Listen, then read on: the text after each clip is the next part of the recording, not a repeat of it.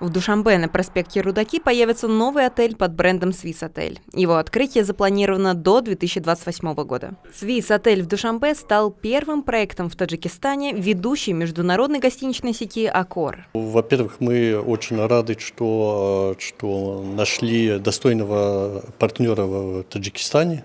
Мы давно уже смотрим на это направление, и он нам кажется очень перспективным с точки зрения самого развития, экономического развития страны, открытия страны к миру и огромные перспективы с точки зрения туристического потенциала. Я сам был на Памире 1,5 месяца назад. Меня, конечно, впечатлило и пейзажи, и вообще природа.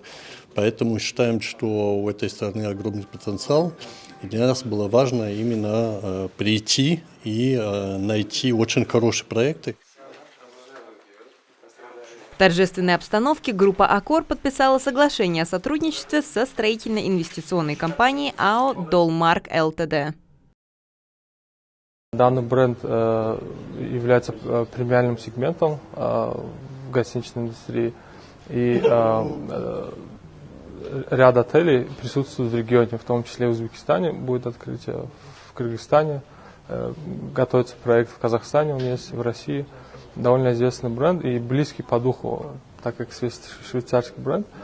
И для нашей культуры, для нашего, так сказать, климатических условий, для ландшафта и прочего, является очень близким.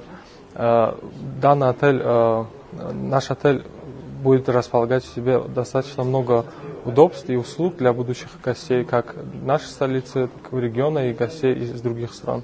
На территории нового отеля премиум-класса расположится большой спа-центр и современный фитнес-зал, а также трансформируемый крытый бассейн с террасой и шезлонгами.